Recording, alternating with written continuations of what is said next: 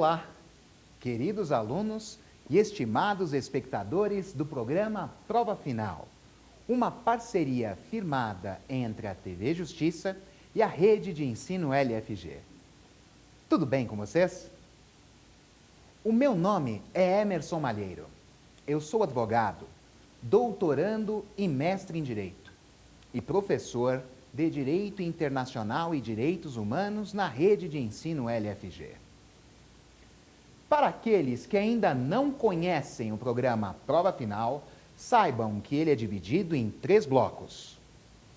No primeiro bloco, vamos encontrar o tema do dia: organizações internacionais. Vou apresentar para vocês o conceito, bem como as suas espécies e também as formas de constituição. No segundo bloco, vamos encontrar o Pergunte ao Professor. Alunos de todo o Brasil elaborarão questões sobre o tema. Esse é o instante em que vamos aprofundar o assunto. Por fim, mas não menos importante, no terceiro bloco, vamos encontrar o X da questão. Perguntas extraídas de concursos públicos serão examinadas com a pertinência e profundidade necessárias para a sua cognição. Esse é o momento, meus amigos. Vamos agora para o estupendo tema do dia.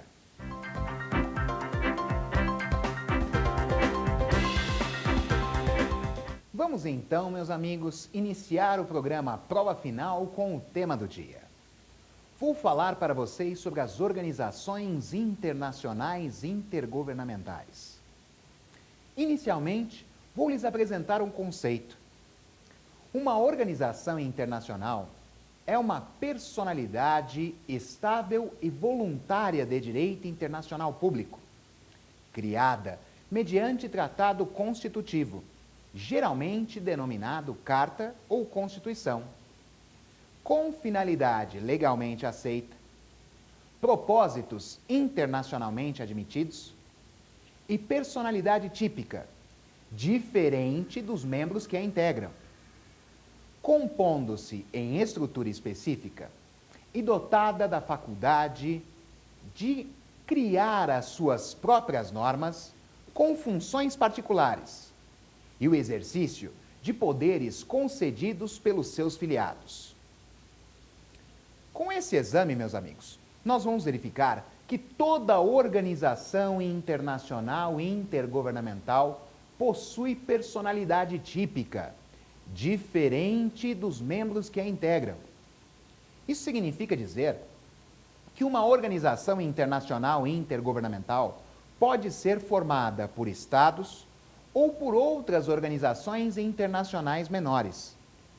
De qualquer maneira, a personalidade da organização internacional formada vai ser diferente da dos seus integrantes. Ela responde pelos seus atos nas relações exteriores.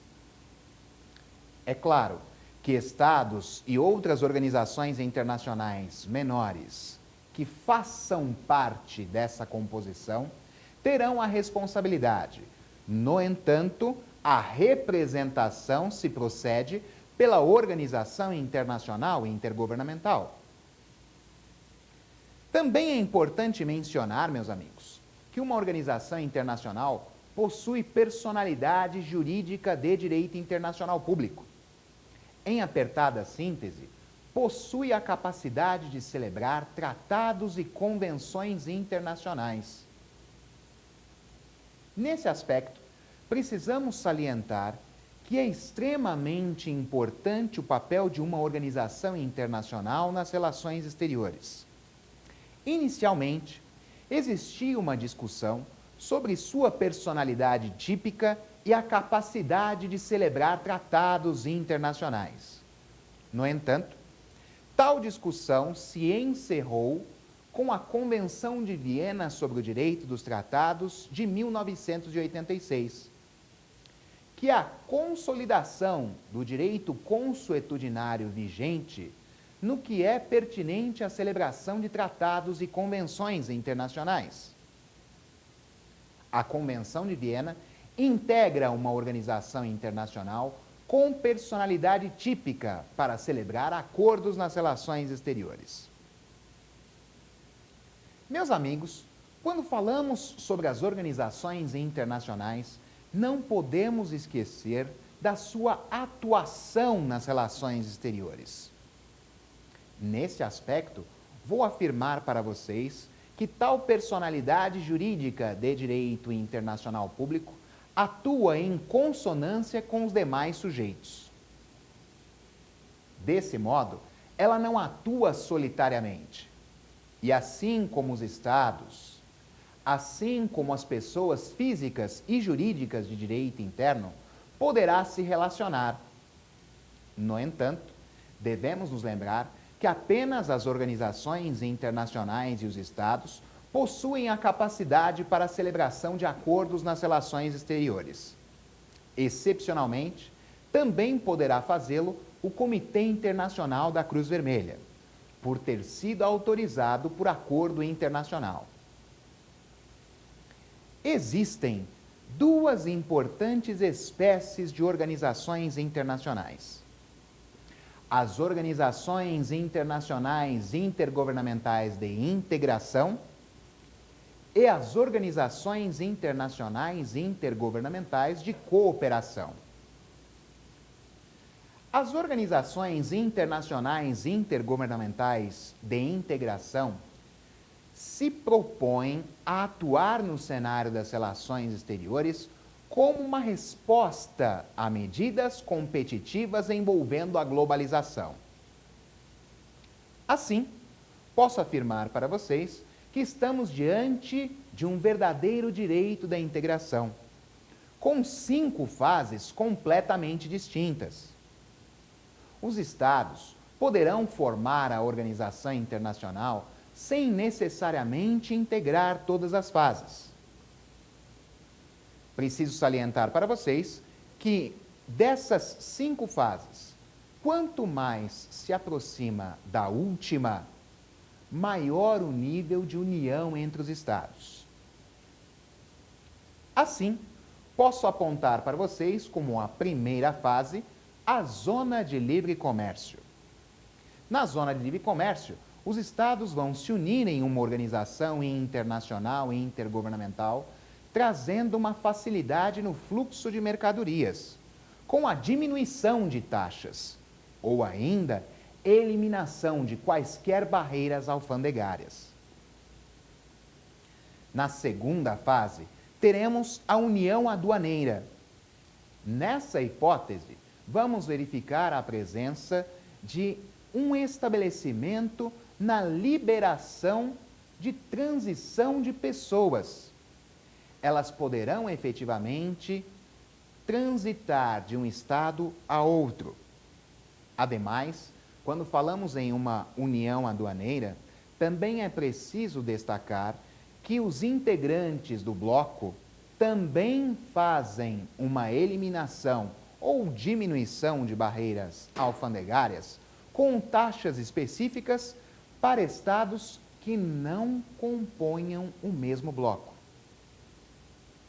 No mercado comum, por outro lado, existe, além de livre circulação de pessoas, também o exercício de trabalho em qualquer dos estados integrantes dessa organização internacional. Na sequência, verificaremos a união econômica e monetária.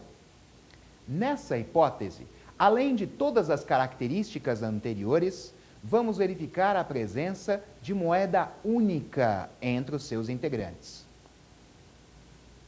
Por fim, teremos a união política. Nesse caso, os Estados abrem mão de sua soberania em face de uma autonomia e uma representação externa para a elaboração de tratados e convenções internacionais. Tendo analisado adequadamente a Organização Internacional e Intergovernamental de Integração, precisamos verificar a presença de uma Organização Internacional Intergovernamental de Cooperação. Verificamos aqui a existência de alguns exemplos que vão facilitar o seu entendimento.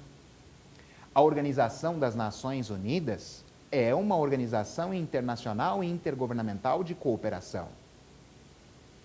Também posso citar para vocês a Organização dos Estados Americanos, dentre tantas outras. Uma organização internacional e intergovernamental de cooperação pode ser técnica ou política. Uma organização internacional e intergovernamental de cunho técnico possui um objeto restrito em um alcance específico. A título de exemplo, posso citar para vocês o FMI, o Fundo Monetário Internacional, e também o BIRD, Banco Internacional para Reconstrução e Desenvolvimento. Já a Organização Internacional Intergovernamental de Cooperação de cunho político possui um objeto amplo e um alcance geral.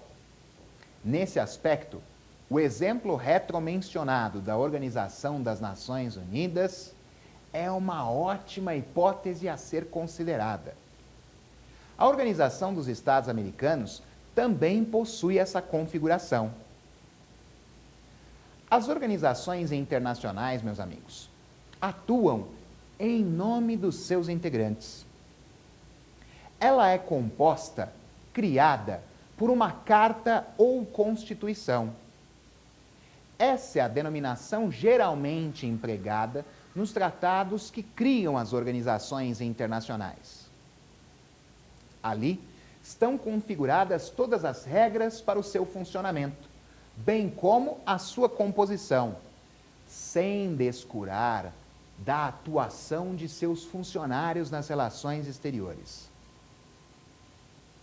Toda organização internacional possui uma Assembleia Geral, um secretariado e conselhos. A Assembleia Geral de uma organização internacional e intergovernamental é o órgão mais importante dela. Cuida-se da reunião de seus membros, ordinariamente, para a deliberação de assuntos de interesse da organização. Já a pessoa considerada mais importante em uma organização internacional é o secretário-geral. Ele é escolhido pela Assembleia Geral para atuar nas relações exteriores. Insisto, é a personalidade mais importante de uma organização internacional. Assim, meus amigos, fiquem atentos. Se eventualmente vocês forem perguntados qual é o órgão mais importante de uma organização internacional, não tenha medo de responder que é a Assembleia Geral.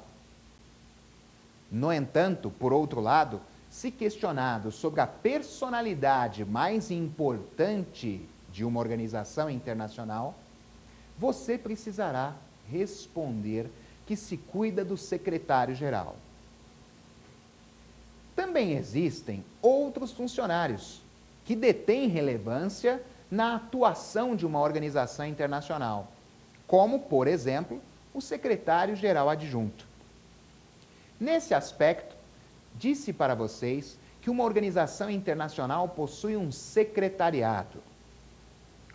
Cuida-se de uma atuação administrativa dentro da organização. Os conselhos, por outro lado, cuidam de assuntos específicos dentro de uma organização internacional. A título de exemplo, na Organização das Nações Unidas, temos o Conselho de Direitos Humanos, que tem por objetivo coibir violações a interesses fundamentais. Na Organização das Nações Unidas, também temos, por exemplo, o Conselho de Segurança, que serve para a manutenção da segurança internacional, podendo, inclusive, tomar medidas interventivas no caso extremo de violação à segurança internacional. Nesse aspecto, preciso dizer para vocês que os estados, ao assinar a Carta de São Francisco, que criou a Organização das Nações Unidas, autorizaram a sua atuação nas relações exteriores desse modo. Outras organizações internacionais devem ser consideradas pela sua importância. No âmbito das Américas, citei para vocês a Organização dos Estados Americanos. Nesse aspecto, preciso dizer que há um tratado internacional bastante importante, o Pacto de São José da Costa Rica, a Convenção Americana de Direitos Humanos, que traz direitos que garantem a tutela de interesses fundamentais. Cada organização internacional possui uma atuação diversa no cenário das relações exteriores. Temos também, a título de exemplo, a Organização Mundial do Comércio, que cuida das relações negociais entre os Estados. Para participar de uma organização internacional e intergovernamental, o Estado deverá manifestar o seu consentimento, assinando e ratificando o tratado internacional que a criou. Desse modo, a Carta ou Constituição de uma organização internacional e intergovernamental, ao ser assinada, vai exigir a ratificação pelo Estado para que possa efetivamente atuar com validade na sua representação no direito internacional. A regra, meus amigos, é que um Estado não se submete a uma norma se expressamente não manifestar o seu consentimento. No direito internacional, ao contrário de algumas acepções no direito interno, quem cala não diz absolutamente nada. Eu insisto, a manifestação do consentimento sempre deve ser expressa. Há organizações internacionais que criam cortes nas relações exteriores que são atreladas a ela. Por exemplo, verificamos no âmbito da Organização das Nações Unidas a presença da Corte Internacional de Justiça, que julga estados envolvendo violações a regras de direito internacional. Os propósitos de uma organização internacional e intergovernamental devem ser admitidos nas relações exteriores. Isso significa dizer que não poderá haver violações a tratados internacionais até então existentes. Observem, meus amigos, que deverá ser uma preocupação do próprio Estado a consideração de suas regras de direito interno. O direito internacional não faz observações dessa natureza na composição de uma organização internacional. O importante é que não se violem regras nas relações exteriores.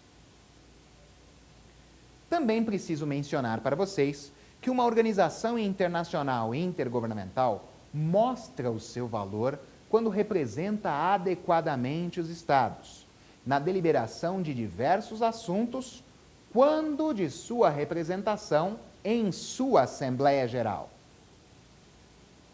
Na Organização das Nações Unidas, por exemplo, cada Estado atua em consonância com os demais. Ou seja, não existe um Estado mais importante do que outro. A isso denominamos princípio da horizontalidade dos sujeitos. Todos aqueles que compõem a organização internacional possuem os mesmos direitos e deveres. É importante salientar, meus amigos, que a partir do instante em que não houve mais controvérsia na hipótese de realização de um tratado internacional por uma organização, a sua atuação nas relações exteriores se tornou bem mais ampla.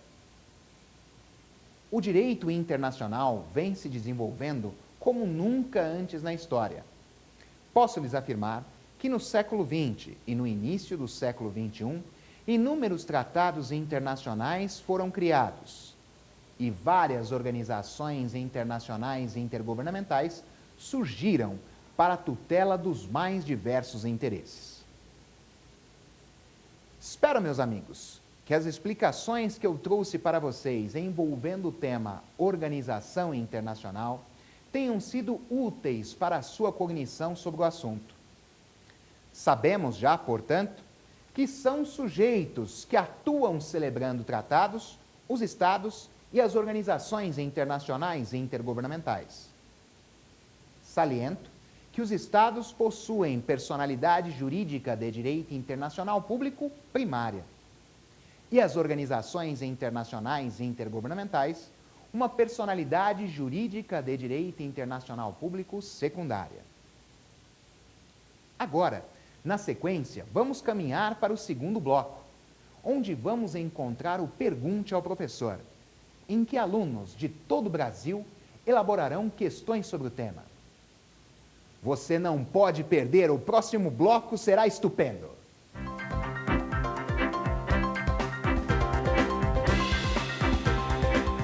Agora, meus amigos, no segundo bloco, teremos o Pergunte ao Professor.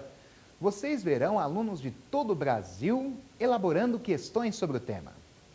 Você também pode enviar a sua questão para provafinal@aesapar.com. Será uma enorme satisfação responder a sua pergunta. Vamos agora, meus amigos, à nossa primeira questão. O que é a teoria dos poderes implícitos? Essa pergunta é estupenda. A teoria dos poderes implícitos significa que a outorga de competência expressa a determinado órgão importa em deferimento implícito a esse mesmo órgão dos meios necessários à integral realização dos fins que lhe foram atribuídos, obedecendo critérios de razoabilidade e proporcionalidade. Meus amigos, os estados ou as organizações internacionais que compõem uma organização internacional vão, de forma efetiva, conferir poderes à organização internacional para que ela possa atuar nas relações exteriores em consonância com os seus objetivos. Isso ocorre porque existe uma manifestação expressa do consentimento. Os poderes são implícitos, mas a manifestação do consentimento é sempre explícita. Verifiquem que uma organização internacional precisa atuar nas relações exteriores com determinadas atribuições. Atribuições que são consignadas como verdadeiros poderes. Assim, os componentes de uma organização internacional estabelecem o cumprimento de determinadas condutas nas relações exteriores por meio dos poderes que lhes são conferidos.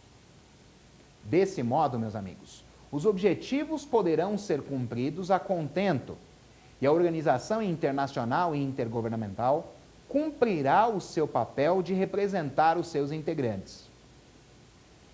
Isso acontece quando da assinatura de um tratado internacional, mas também em consonância com outras condutas nas relações exteriores.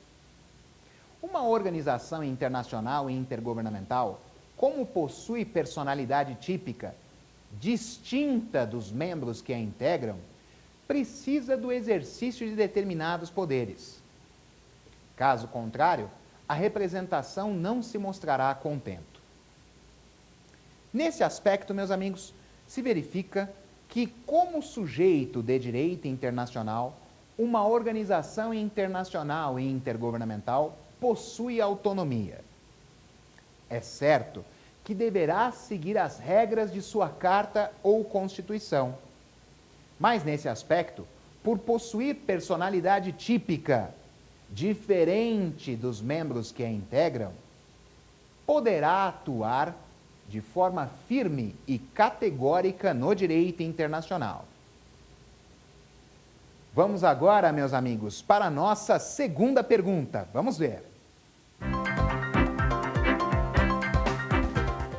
estados que não sejam membros de determinada organização internacional podem opor-se à personalidade dela nas relações exteriores? Um estado que não faça parte de uma organização internacional intergovernamental poderá efetivamente se opor à sua personalidade jurídica de direito internacional público. Isso significa dizer que não reconhecerá sua atuação no direito internacional. Ora, meus amigos, precisamos verificar que se isso acontece em relação aos estados, a existência de uma recognição, ela também se mostra possível em uma organização internacional e intergovernamental. Vou lembrar vocês que os estados possuem elementos para a sua configuração. Elementos objetivos, território bem definido, povo e governo soberano, e elemento subjetivo, que é a recognição, o reconhecimento de sua existência nas relações exteriores. Um Estado poderá não ser reconhecido pelos demais.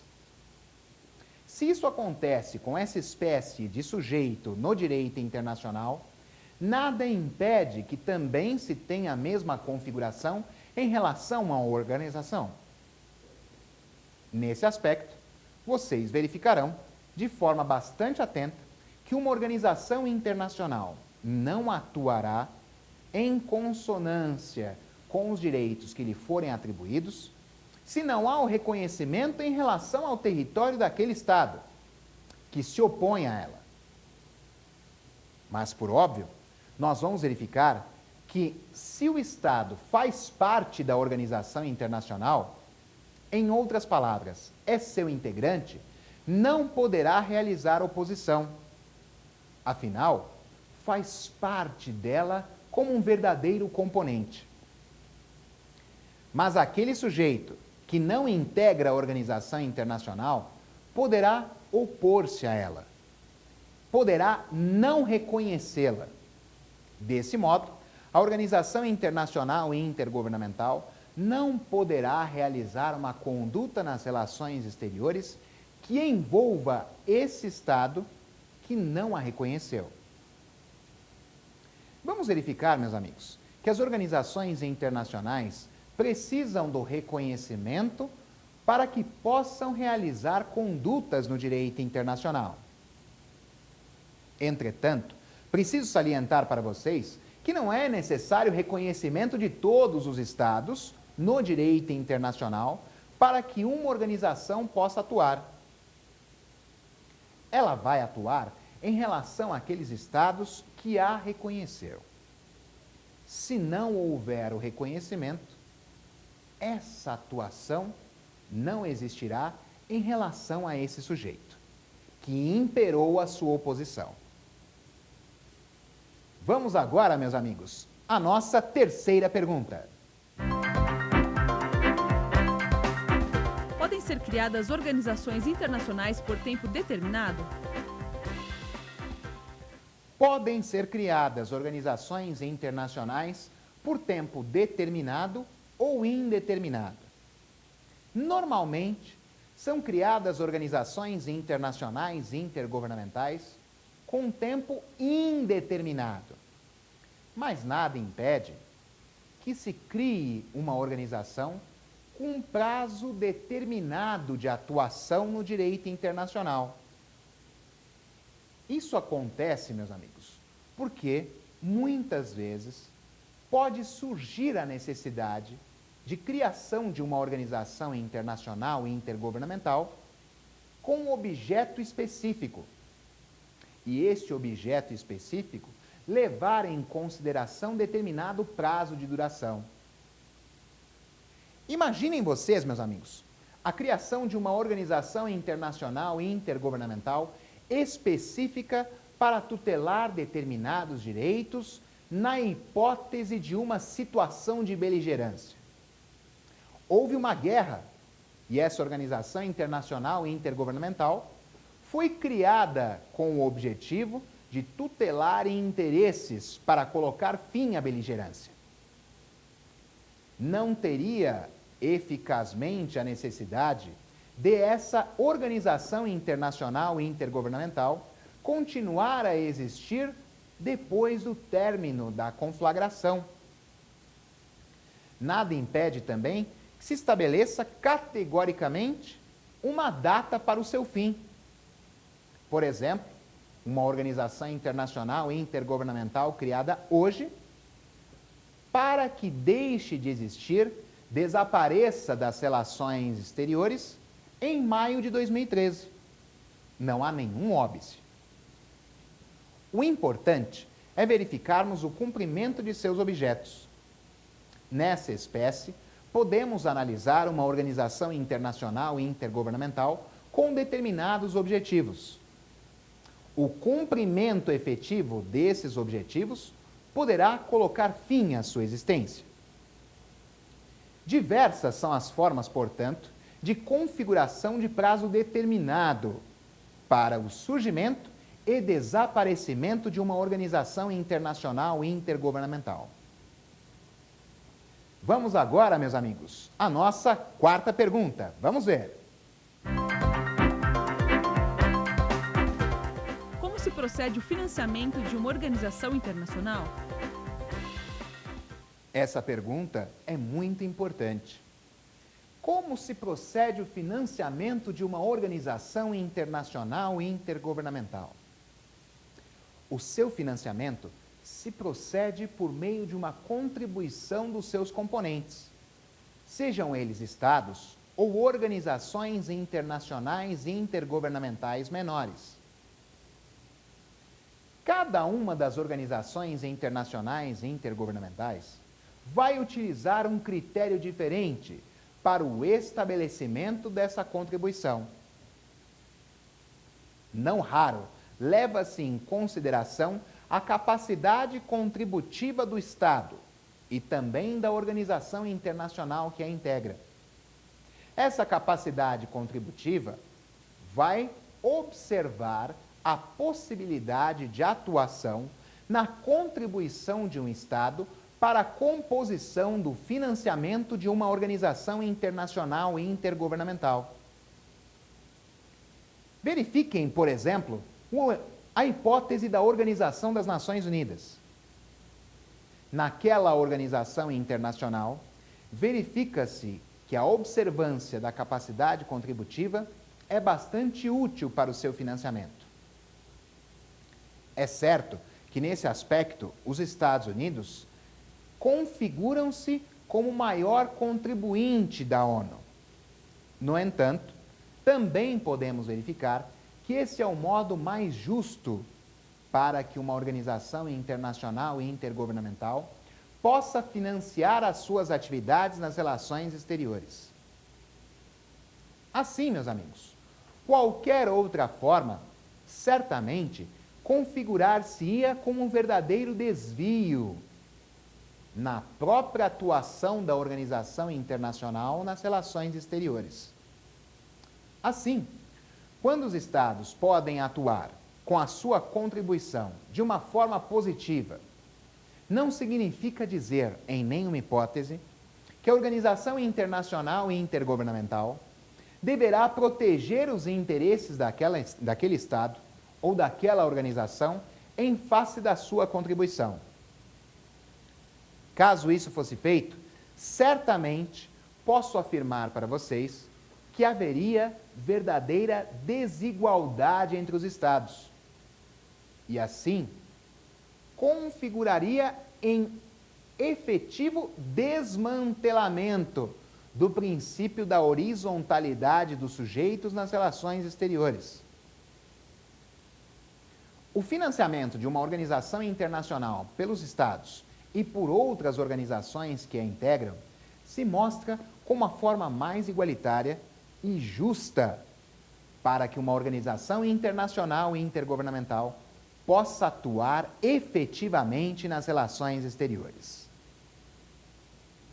Agora, meus amigos, vamos para a nossa quinta e última pergunta. As organizações internacionais possuem imunidades de jurisdição e execução?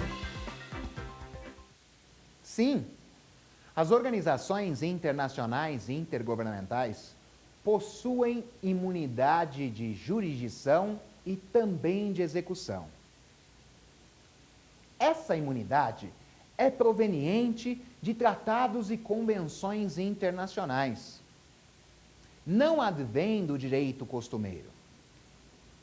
Isso significa dizer, meus amigos, que tal imunidade deve estar prevista em acordos nas relações exteriores. O direito consuetudinário não se mostra suficiente para reger o tema. A imunidade de jurisdição significa dizer que uma organização internacional e intergovernamental pode atuar nas relações exteriores e no território de um Estado sem se preocupar em ser julgada por ele. Em outras palavras, uma organização internacional não pode ser julgada pelo poder judiciário de um Estado, inerente à conduta que realizou em seu território. Nesse mesmo aspecto, posso afirmar para vocês que a imunidade de execução também se mostra bastante útil. Já imaginaram? Se um Estado tivesse a possibilidade de executar uma organização internacional quando ela realizasse uma conduta dissonante com os seus interesses? Haveria uma verdadeira dilapidação patrimonial da organização internacional.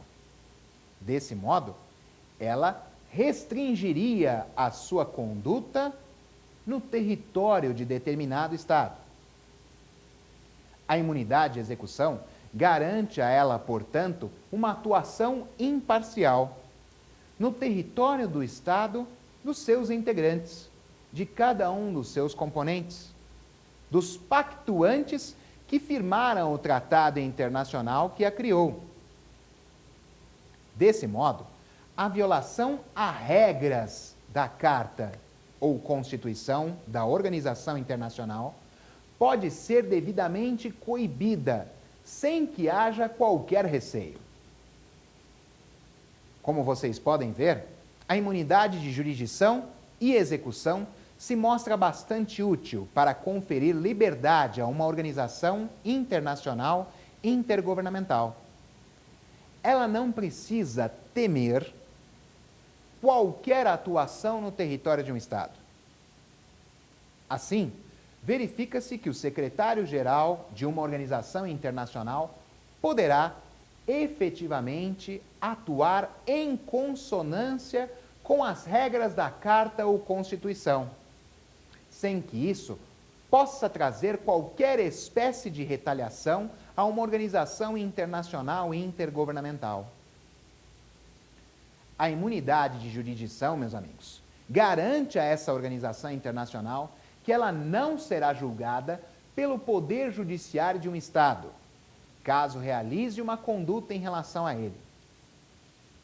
A imunidade de execução, por outro lado, garante efetivamente que seus bens não serão dilapidados, como uma espécie de represália ou retorção pelo Estado, em razão de uma conduta por ela realizada.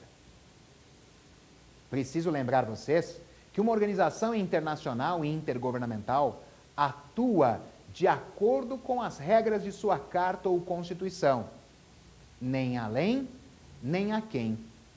E para que possa compreender os seus objetivos no direito internacional, configurando efetivo interesse de todos os seus componentes, essa liberdade se mostra mais que necessária. Com isso, meus amigos, encerramos o nosso fantástico segundo bloco. Agora, vamos caminhar para o terceiro e último, em que vamos encontrar o X da questão. Perguntas extraídas de concursos públicos serão examinadas com a pertinência e profundidade necessárias para a sua cognição. Não saia daí, meus amigos, o momento é agora.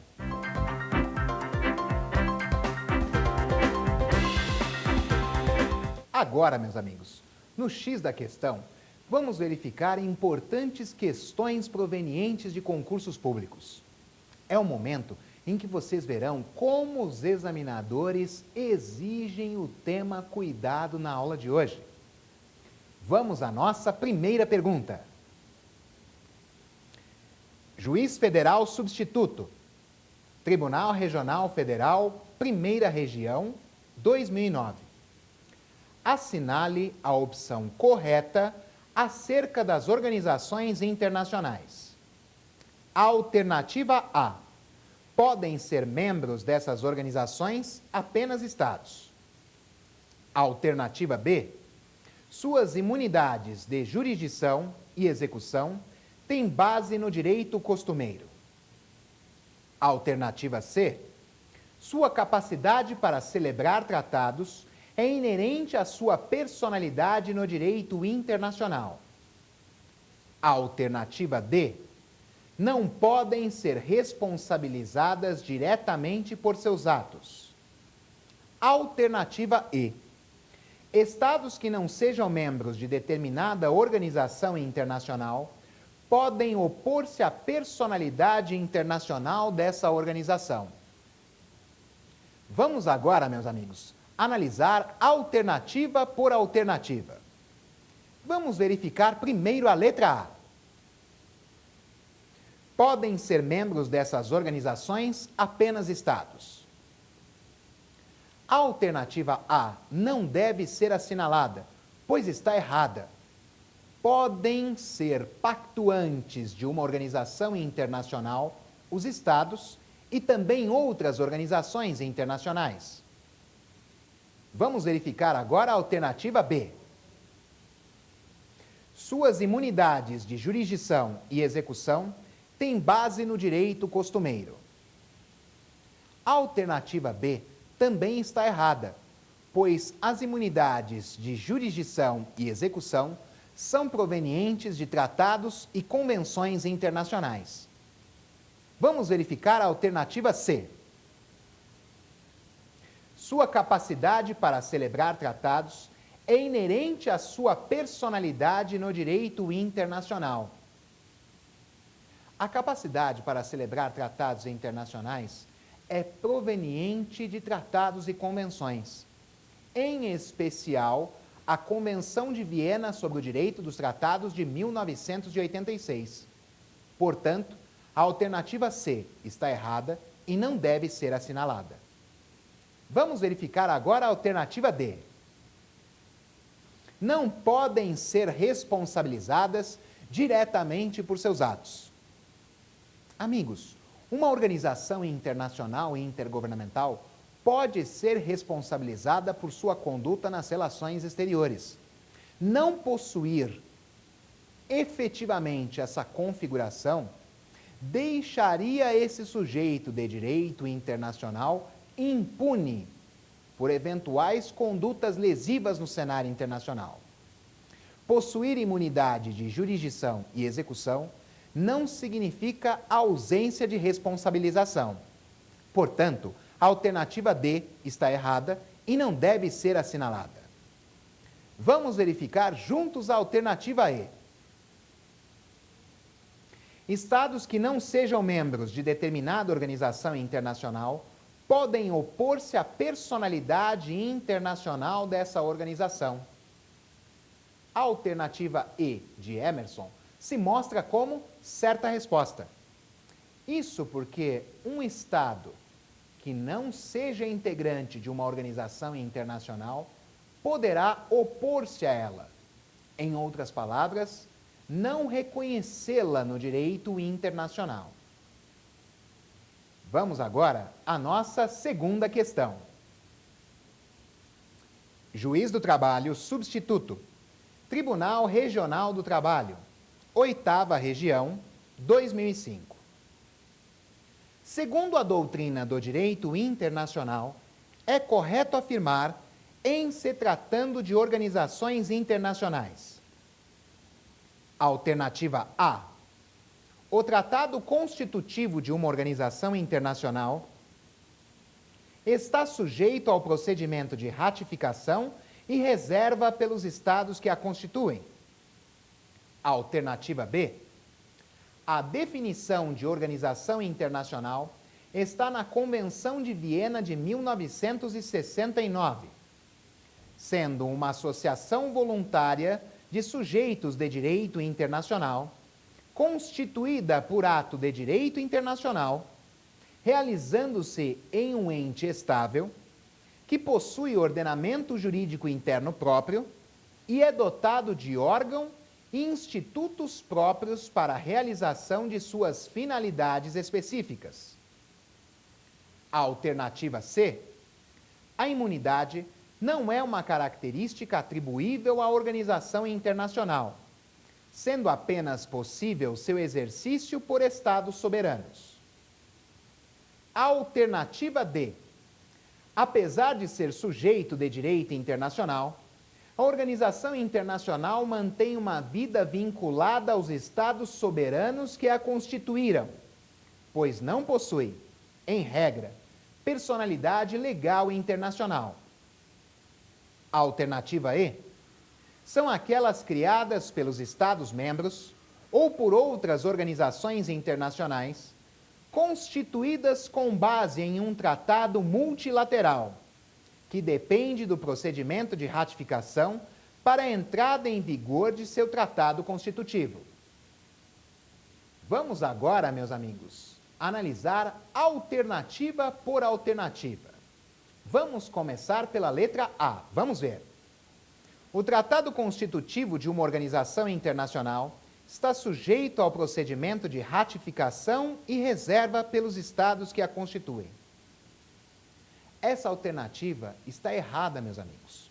Não obstante, possamos falar em ratificação pelos Estados integrantes para a validade, vigência e obrigatoriedade do tratado nos territórios dos Estados, não há de se falar em oposição de reservas. Vamos analisar a alternativa B. A definição de organização internacional está na Convenção de Viena de 1969, sendo uma associação voluntária de sujeitos de direito internacional, constituída por ato de direito internacional, realizando-se em um ente estável, que possui ordenamento jurídico interno próprio e é dotado de órgão e institutos próprios para a realização de suas finalidades específicas. Amigos, observem aqui a existência de uma pegadinha pelo examinador. A alternativa está quase toda certa.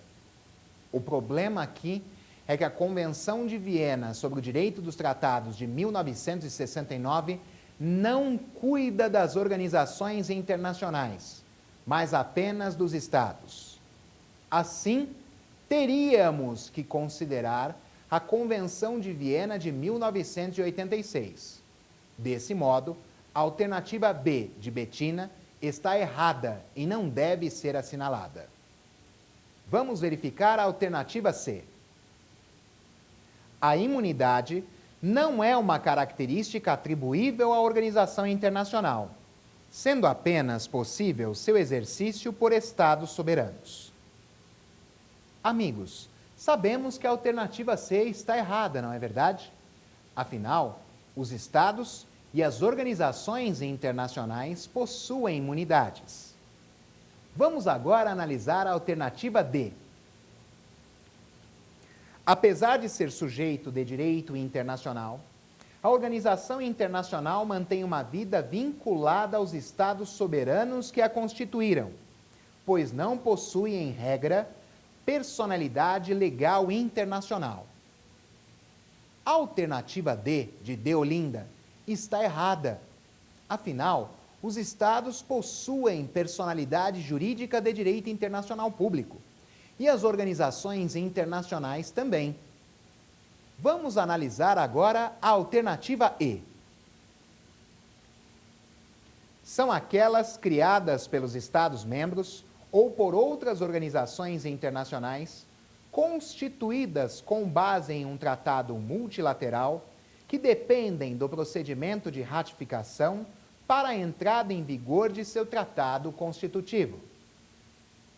A alternativa E, de Emerson, se mostra como certa resposta, pois traz em seu bojo todos os elementos para a configuração de uma organização internacional intergovernamental. Meus amigos, eu espero que a nossa aula de hoje tenha sido muito útil para a sua cognição acerca do tema Organização Internacional. Se vocês desejarem, poderão me seguir no Twitter, @EmersonMalheiro, ou ainda me adicionar no Facebook, Emerson Malheiro, perfil 3. Será uma enorme satisfação ter a sua amizade também no plano virtual. Desejo-lhes muito sucesso. Envio um forte abraço, Fúria Metal. Contem sempre comigo.